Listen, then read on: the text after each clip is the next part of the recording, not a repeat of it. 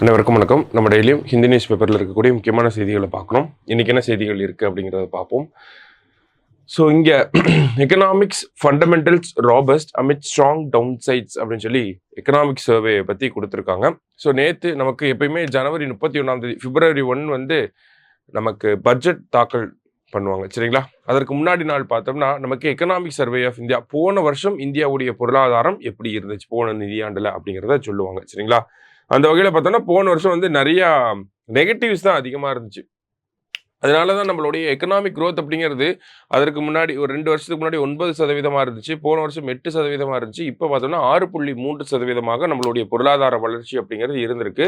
வரக்கூடிய ஆண்டுகளில் பார்த்தோம்னா அடுத்த ஆண்டு குறிப்பாக பார்த்தோம்னா நம்மளுடைய பொருளாதார வளர்ச்சி அப்படிங்கிறது 6.3% இருந்து 6.8% இருக்கும் அப்படிங்கிறத பொருளாதார ஆய்வறிக்கையில் சொல்லியிருக்காங்க.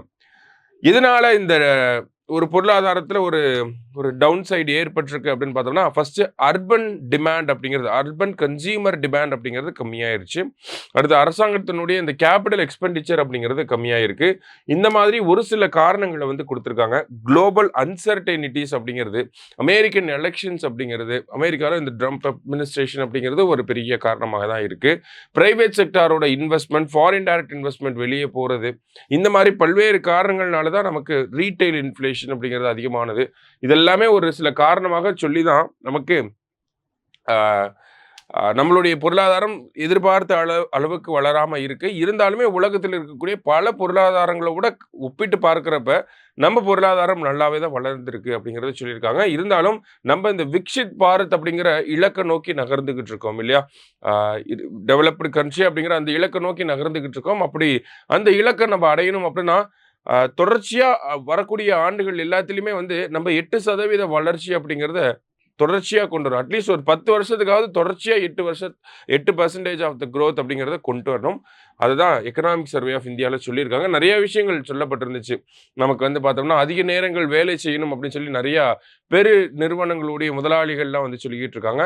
60 ஹவர்ஸ் ஒர்க் பண்ணணும், 70 ஹவர்ஸ் ஒர்க் பண்ணணும்னு. அந்த மாதிரிலாம் ஒர்க் பண்ணக்கூடாது. அது ரொம்ப ஸ்ட்ரெஸ்ஃபுல்லாக இருக்கும், ஹெல்த்துக்கு அஃபெக்ட் ஆகும், இதனால ஒர்க் ப்ரொடக்டிவிட்டி அஃபெக்ட் ஆகும், இதனால எக்கனாமிக் ஒரு நெகட்டிவ் இம்பாக்ட் இருக்குது அப்படிங்கிறத சொல்லியிருக்காங்க. அதே மாதிரி பார்த்தோம்னா இந்த வெஹிக்கல் ரிலேட்டடாக ஒரு முக்கியமான விஷயம் சொல்லியிருந்தாங்க.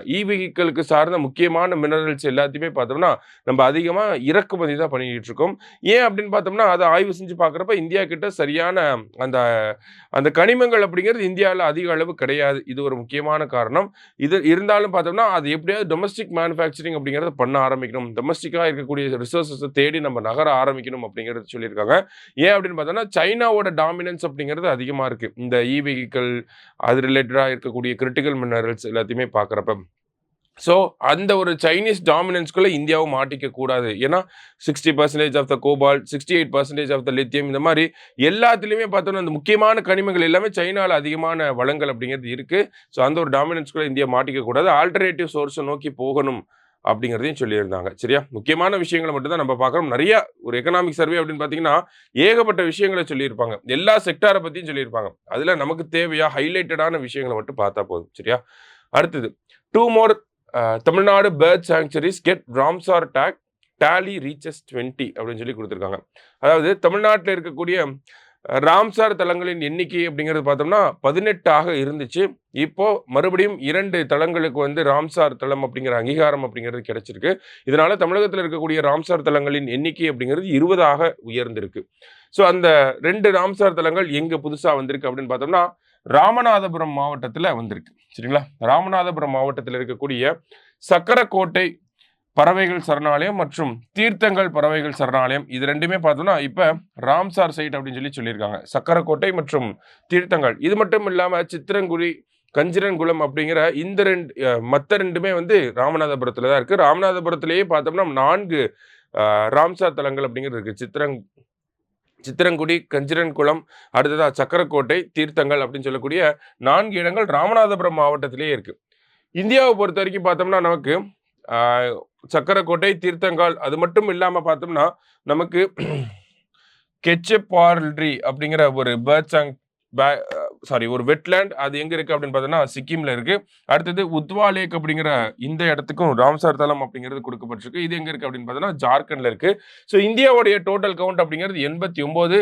இந்தியாவிலேயே அதிகமா தமிழ்நாட்டுக்கு இருக்கு 20.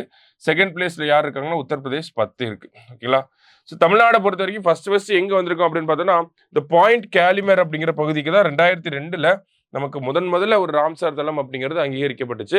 அதன் பிறகு பார்த்தோம்னா இப்போ இந்தியாவிலேயே அதிகமா ராம்சார் தலங்களை கொண்டு இருக்கக்கூடிய ஒரு மாநிலமாக, முதன்மை மாநிலமாக யார் இருக்கும்? தமிழ்நாடு தான் இருக்காங்க. சரிங்களா? ராம்சார் தலங்கள் அப்படிங்கிறத பத்தி நம்ம முன்னாடி சொல்லியிருக்கிறோம். ராம்சார் தலங்கள்னு எடுத்துக்கிட்டோம்னா வெட்லேண்ட் கன்சர்வேஷன். ஓகேங்களா? ராம்சார் கன்வென்ஷன் அப்படிங்கிறது 1971ல ஈரான்ல ராம்சார் அப்படிங்கிற சிட்டில நடந்த ஒரு மாநாட்டுல இந்த ஈர நிலங்களை பாதுகாக்கணும் அப்படின்னு சொல்லி ஒரு சர்வதேச ஒப்பந்தம் அப்படிங்கிறது போடப்படுது. அதுதான் ராம்சார் கன்வென்ஷன் அப்படின்னு சொல்றோம்.